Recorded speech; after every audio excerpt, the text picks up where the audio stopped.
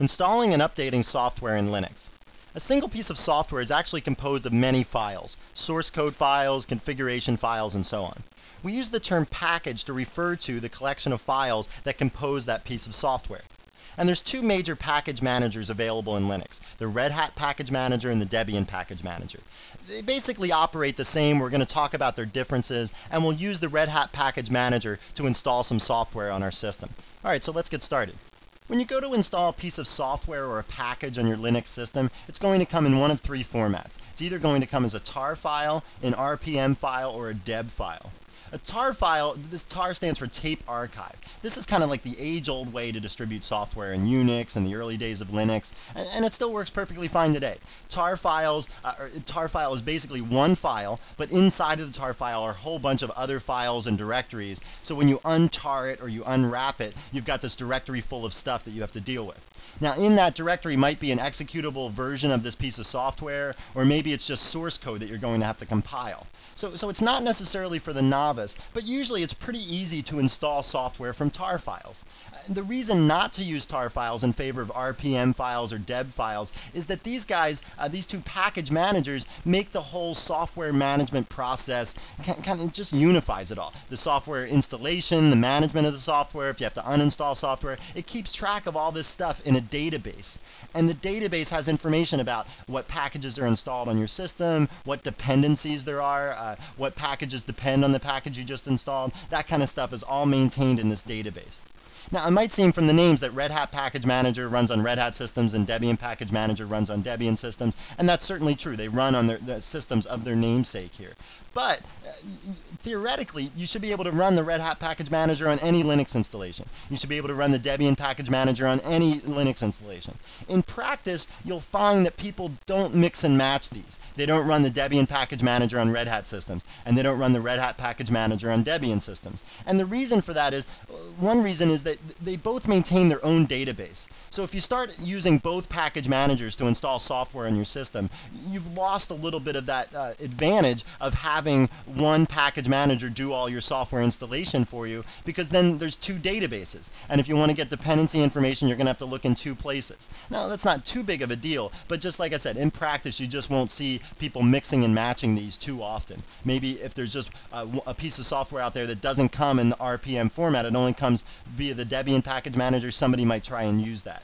Another reason you won't see people using the Debian Package Manager on Red Hat systems and RPM on Debian systems is just because sometimes there's naming conventions on the two distributions that's a little bit different. A library name might be different, or the location of some particular library might be different, or something like that. And then when you go to install some RPM software on a Debian system, it might not work correctly because it's looking for some particular library that is just named different. It might be on there, but it's just named differently than they're expecting.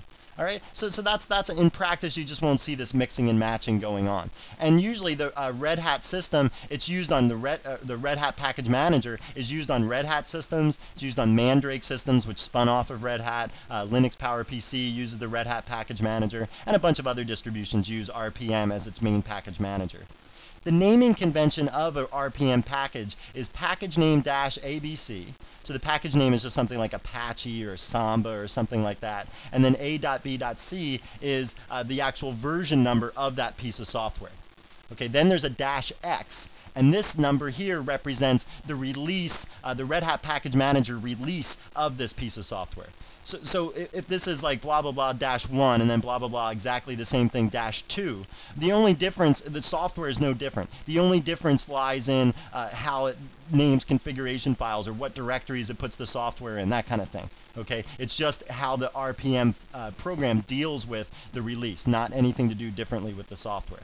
And then there's an architecture field here, something like this. i386 might be there, which just stands for Intel 386 processors and later it can run on. i586 or i686 you'll see sometimes. And these are the names for, like, the i586 refers to the Pentium, and the i686 refers to the Pentium 2, and so on.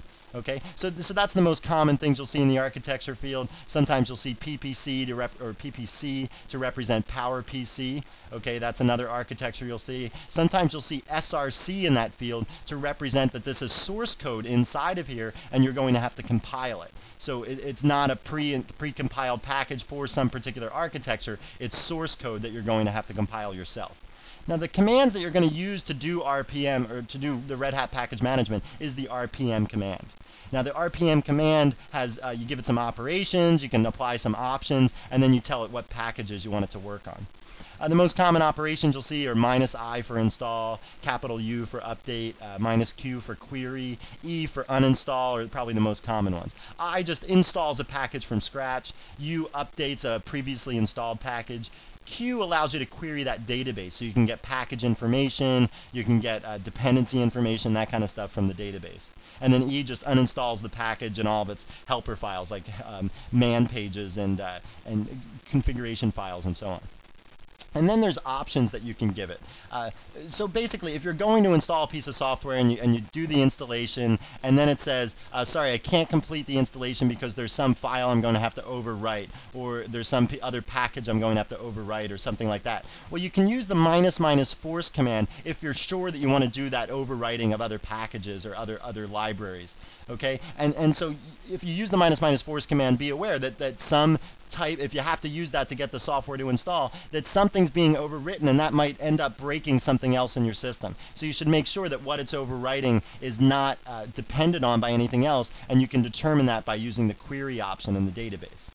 And then there's a ---- no deps option. So another possibility, when you go to install something, it says, sorry, I can't install because there's these few libraries, or there's this other piece of software that needs to be installed before I can actually install this.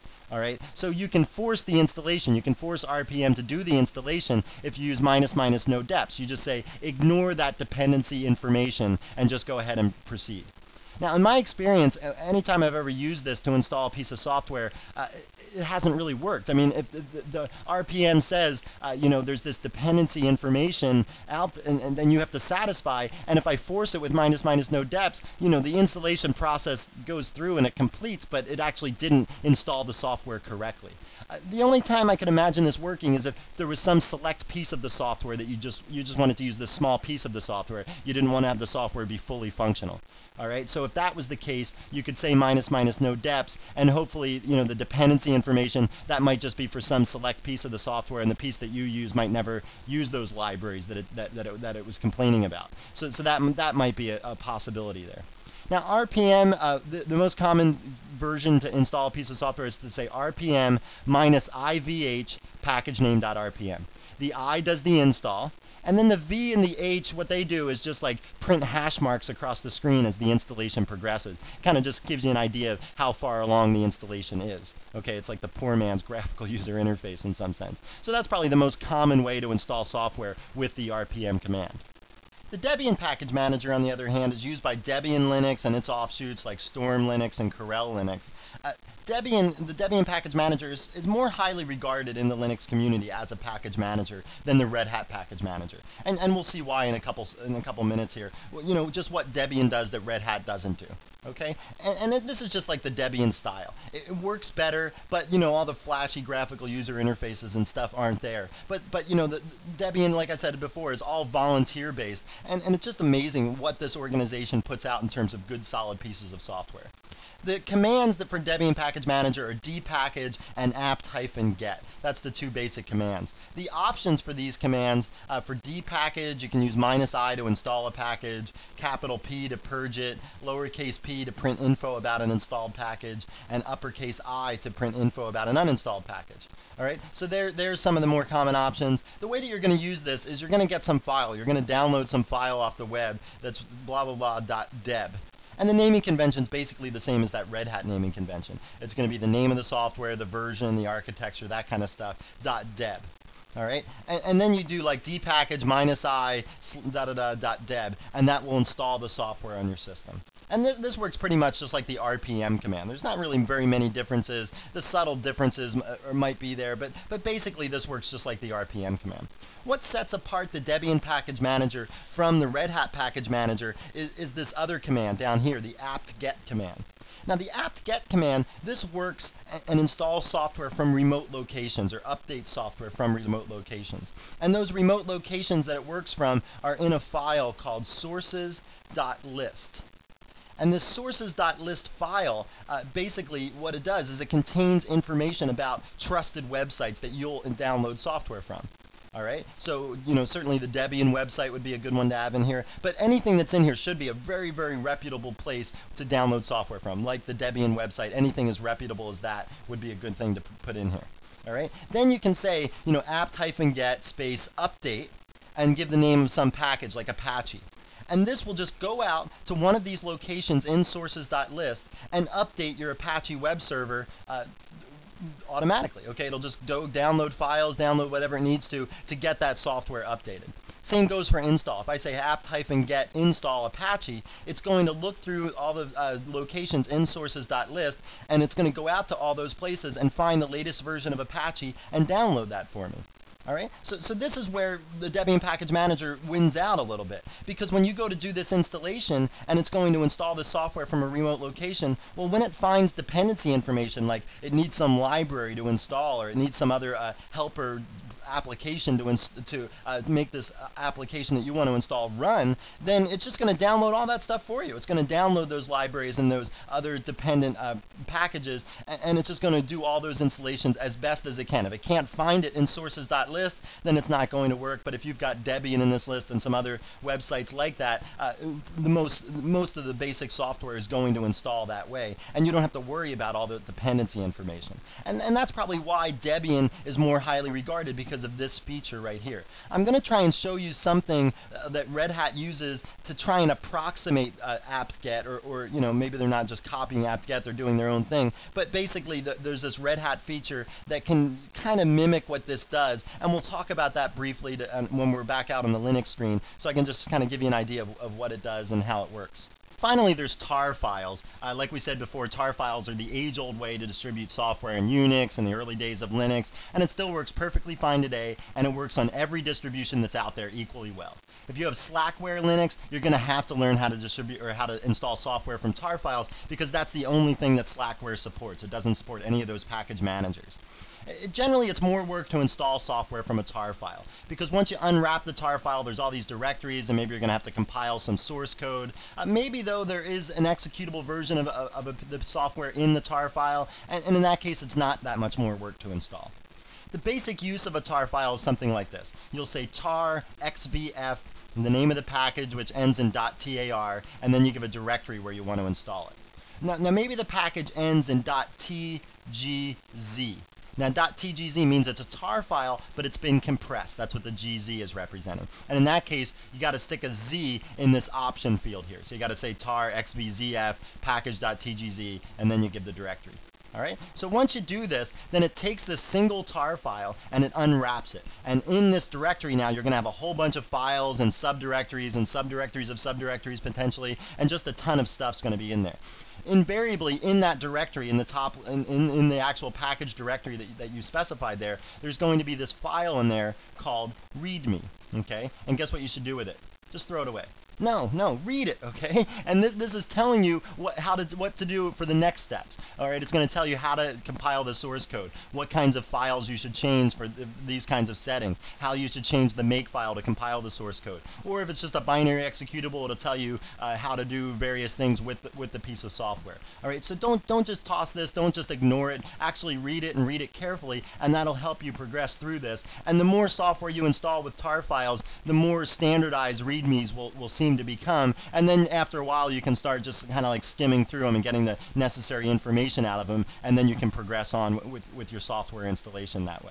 All right, so that's the basics of tar files. We're going to talk a lot more about the tar command 5 or 10 videos down the road once we start talking about backups and maintaining our system. We'll learn all about the tar command. We'll learn what all these various options mean and what they do, and I'll just save all that specific discussion of tar for those lectures. Now let's use some of those tools that we've been talking about. So I'm going to open up a Mozilla web browser to go out on the internet and download some RPM files, and we're going to download those RPM files and install them on our system. So I'm going to go to a website that's called www.rpm, or just 3 W's, .rpmfind.net. Okay, so I'm going to hit enter, and now we're on the rpmfind.net server. You can see here it's hosted by speakeasy.net, which is out here in Seattle. And if you page down here, you can see there's a mirror site in Boston, and there's also other mirror sites in Europe. So you should just go to the site that's closest to you so you minimize the amount of time you spend downloading. Now here's a search box, and we can actually search for software using this utility. I'm going to search for this piece of software called XV, which is an image viewer, like a GIF or JPEG images. It allows you to view the images and manipulate them and do things like that. So I'm going to click on search, and it's going to look for the XV utility out there in the RPM site. And you can see here it's found one site for XV, and this is just information about XV, a manual, that kind of stuff on how to use it. And then there's a bunch of RPMs for XV. You can see here these are source RPM, so we'd have to compile those. Let's just look down here for i386 versions. There's an i386 version. There's another one right there.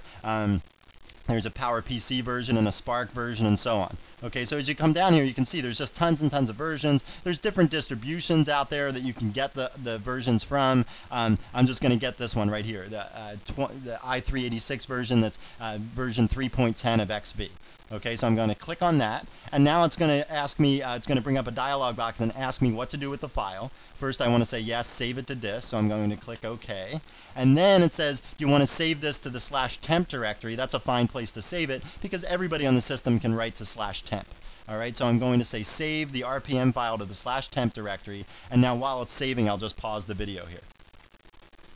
All right, so we're down 2 seconds left, 1 second left, and now it's complete. So the download's complete. It took 56 seconds to download it, and now it's in the /temp directory. So I'm going to close this window, the dialog box here, and then I'm going to minimize the web browser window and bring up my command line interface window. And let's copy that file from the /temp directory over to /opt. All right, so let's go up to the /opt directory.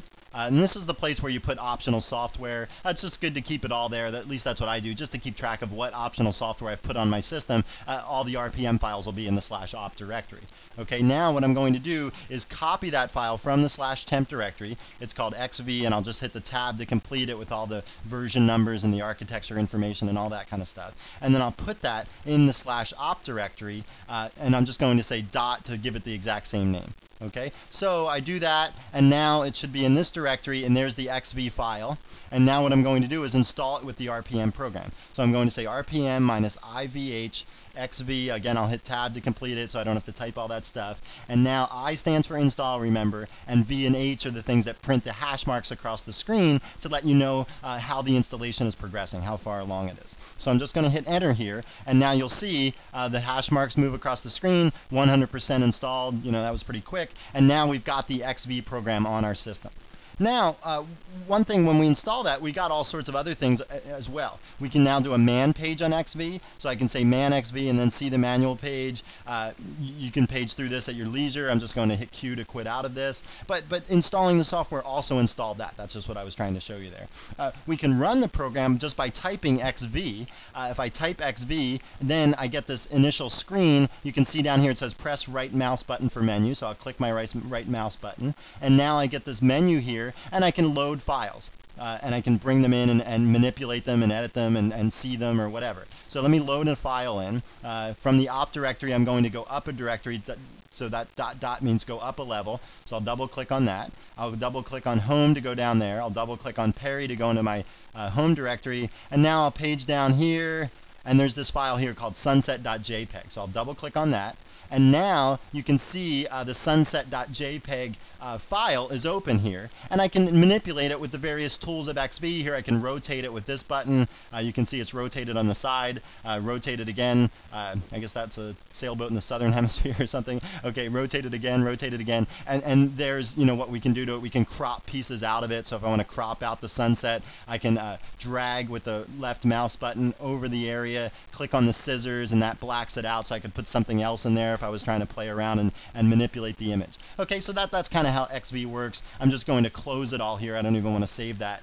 Just click the X button here to close the window, close this one off, and now the XV program's over. Okay, now so that's one way to run it, just like that. A lot of people find it easier to run stuff out of the main menu. Instead of having to remember all the various names of the software on their system, they'd rather just, kind of page through the main menu. So what we can do is add it to a menu here. So we can go to Programs, we can go to Settings, and then we can go to Menu Editor. I'll left click on that, and now we get the No Menu Editor. It's reading all the menus, and now you can see here Favorites is highlighted, and that's typically where we put user stuff. Favorites, user menus is the Favorites subcategory, and then the System menu is the one that says Programs. Okay, so we'll just put it in Favorites. We'll say New Item. Now it says what's the name of the item. It just says Untitled at first, but we'll just say XV, and then we can even say something like Image Viewer. Okay, so somebody who doesn't know what XV is would read this and know that it's an image viewer at least. And then we can say what the command is to run it, which is just XV. We don't want to run it in a terminal. That would be like running it in like from the text line prompt, from the command line terminal. We don't need to do that because XV has its own graphical user interface. Okay, so I'm just going to click Save here. All right, I'm going to minimize this window now, and now go out here to our main menu. So we go to our main menu, we go to Favorites, and now we can see it says XV Image Viewer. I can click on that, and now we get that intro screen again. I could click my right mouse button for the menu and so on. But that's another way to run the XV program, is you just run it from the main menus, from this Start menu down here, and instead of just having to type the command at the command line. Okay, so that's the basics of RPM. That's what it looks like when you install something without a hitch. All right, we go to install the software, and everything that the XV program needs was already on our system because it just went through the installation fine. What we're going to talk about next is what happens when you go to install something and there's some dependency, there's some library or some other program that needs to be installed before this program can be installed and run correctly. Okay, so that's what we'll talk about next. Actually, before we do that, let me just show you one more thing here. The way that you uninstall a piece of software with the RPM command, you would just say RPM-E XV. So you wouldn't even have to give it all this version number. You just give it the name of the piece of software, and you do that, and I'll hit enter here to uninstall it, and now it's uninstalled. If I did a man on XV, it's not there anymore. If I just type XV, it says, sorry, there is no such file or directory. Okay, so that just kind of gives you an idea what the RPM command does and how it works without any hitches. And like I said, now we're going to talk about what happens when there are some dependencies that are unmet. Now let's go and get some software from another source. This time we're going to get software from rhn.redhat.com. RHN stands for the Red Hat Network. And the Red Hat Network is something that you can sign up for free if you have a Red Hat system. And then basically what you do is you log in and you can download software from their site.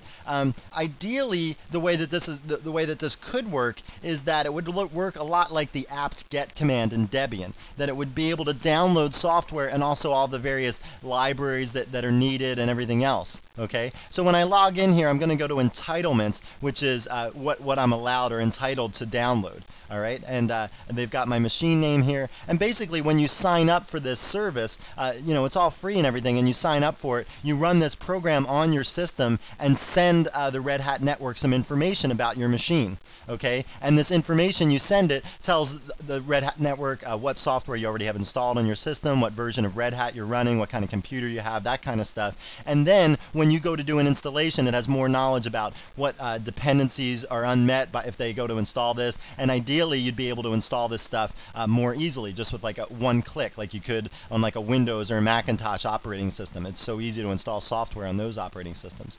And so here I'm going to go to install new packages. You can also go to upgrade packages or look at the packages that are already installed on your system. I want to install a new package, and what we're going to do here is go down and look at this name here, and we're going to type Apache in there. So we're going to filter it out, but all the pieces of software that have to do with Apache, and I'm going to come down here, and there's the actual web server, the Apache web server. There's a development kit, there's a manual, there's a configuration tool, and so on. I just want the actual web server. And then as I go down here, it says you can install selected packages or download selected packages. Now, if you install the selected packages, what's going to happen here is that they're just going to take full control at this point and try to install it. what's happened to me is that sometimes they've scheduled it. I guess maybe their bandwidth was too high right now. They were downloading too much stuff, so they just scheduled me for a couple hours later, that kind of stuff. I'm just going to click on download selected packages just so that we get the actual package. And you can see here that it's actually a tar file that we're downloading. Once we get the tar file downloaded, then we'll see. It says here, the package that you have selected will be in the newly created RHN packages directory beneath your current directory. All right. Okay, so I'll download the selected packages. Again, save this file to disk. We're in the /temp directory. Let me see if I can save it to /opt here, since I'm logged in as the root user now. So I'll do that, and I'll save. Okay, and now it's going through here. And I'm just going to pause the video while this is working. All right, so now the download's complete, and now we'll be able to go up to the opt directory here, do a listing, and there's rhnpackages.tar. So we're going to open it up, and you notice back here they tell you how to do it, tar, xvf, rhnpackages.tar. Typically that minus sign they have in front of the xvf is not necessary for tar, but you can probably put it in on most versions of tar still. So tar, xvf, rhnpackages.tar. And now if we do a listing, there's this directory called RHN packages. So we'll go in there and do a listing, and there's the Apache RPM file. Now we'll install this. We'll do the RPM-IVH Apache. If I spell it right, there we go. And now I'll hit enter, and now it says failed dependencies. There's this library, libmm.so.11 is needed by Apache 1.3.22-6. So now let's try and satisfy this dependency. All right, so our goal here is to find this libmm.so.11 library. All right, and if we get that library installed on our computer, then we'll be able to install Apache. Now, here's a little tip for you if you're a novice or an intermediate user. You're not going to find this library just like in plain text somewhere, and you're just going to download that library. Okay, what you need to do is you need to find a package like the mm package, and if you install the mm package, then you'll get libmm.so.11 as a result of installing that package. And if you do a search on Google, like maybe you can't determine that just from looking at this, well, if you do a search on Google for libmm.so.11, you'll find something out there that gives you some information about what package provides this library. That's what we're looking for. What package provides the libmm.so.11 library? And that's the mm package. So what we're going to do is open our web browser up again. I'm just going to go back to rpmfind.net to search for this mm package. I'm just going to go in there, type mm, hit enter, and now we've hopefully found some stuff here. It found 82 RPMs for MM. So, there's all sorts of RPMs out here. Some of them have MDK in them. They're for Mandrake. They'll probably work on your system if you don't have Mandrake, but I like to just stay away from stuff that is somewhat specific to some distribution. I like generic stuff. So here's one for the i386. It's the shared memory library. That's what MM is. So I'm going to click on that. All right. And I'm just going to pause while this is downloading. All right, so I've downloaded it to the temp directory. Okay, I'm going to close this window, and then I'm going to bring up my web browser here, or my command line window. All right, and now what I'll do is I'm going to copy from the temp directory that RPM file, and I'm going to copy it to my local working directory, and I can do that by just specifying a period there. And now if I do an ls, you'll see the RPM files in here, and now we're just going to install it. RPM, IVH, all the way, and I'll tab it and just complete it. Okay, now when we install this file, keep your fingers crossed, because what we really don't want to see is that it fails to meet these dependencies, and we have to go out and look for more stuff to install. All right, but this is, it's not too big a deal. If you have to do it once or twice, it's not such a big deal. Once you have to do it like 5 or 6 times, it starts to get to be a hassle, and then you really appreciate, like, downloading stuff with just like one click. Okay, so here we're just going to hit enter here and keep your fingers crossed. All right, it installed. Okay, so now the thing installed, it installed very quickly. Now what we want to do is we want to install Apache, and I'm going to do that one now. I'm going to hit enter.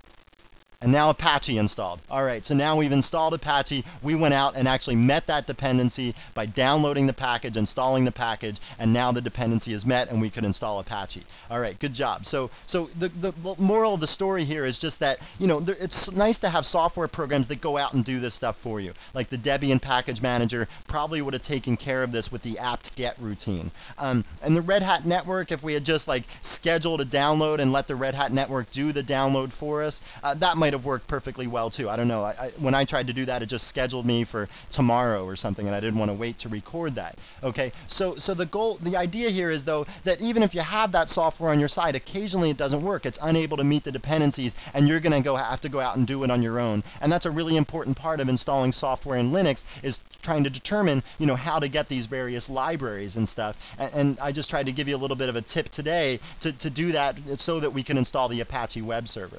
All right, so that's a good lesson for you to download the dependencies. And now we're just going to play around with Apache a little bit since we just installed it. The first thing that I want to show you about Apache is just how to start the web server. So what we can do here is we can go to /etc, and then under /etc is a subdirectory called init.d, and in there is a script called httpd. HTTPD stands for the Hypertext Transfer Protocol daemon. And the Hypertext Transfer Protocol is the protocol that's used when you use the web browser over the internet to look at some web page. That's the protocol that you're using. Okay, so later in a few videos down the road, we'll talk about how to start other services and how to stop other services on your system, and it's going to be similar to this. We'll talk in more detail then about how to stop and start services. I just kind of want to get you started with the Apache web server right now, just to show you a couple things. So what we'll do is we'll say this, we'll run this script, and then we say start. We put a space in there and say start, and that will start the web server on our machine.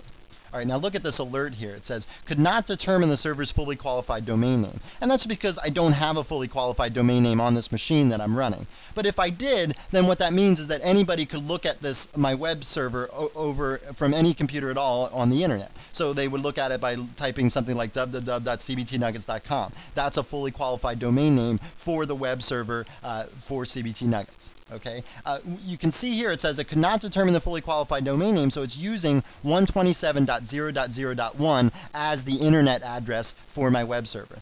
Now what this number here is, 127.0.0.1, is actually the local loopback address. So when we talk about networking in a few videos, we'll use this address to diagnose whether our network is up and running. For right now, just know that 127.0.0.1 refers to the local machine, no matter what machine you're sitting on. And if we want to look at the web server for this local machine, we can type this address into a web browser. So let's do that right now. Let's open up a Mozilla web browser. Click on that red horse head there. And we're opening up the Mozilla web browser. And then what we'll do is we'll type in the address 127.0.0.1. So I'll hit enter. Okay, and now we get this test page. You can see here it says this page is used to test the proper operation of Apache. If you can read this page, it means the Apache web server is installed at this site and is working properly. Okay, so that's good. So it's working properly. It says if you're the administrator of this website, you may now add content to this directory and replace this page. So what's this directory? What's this page? Let's talk about that a little bit. Okay, so let me minimize this window. Now we're back at the command line, and let's go to the etc httpd directory. Under there is a subdirectory called conf for configuration. So we'll go in there and do a listing, and you can see there's various configuration files for the Apache web server.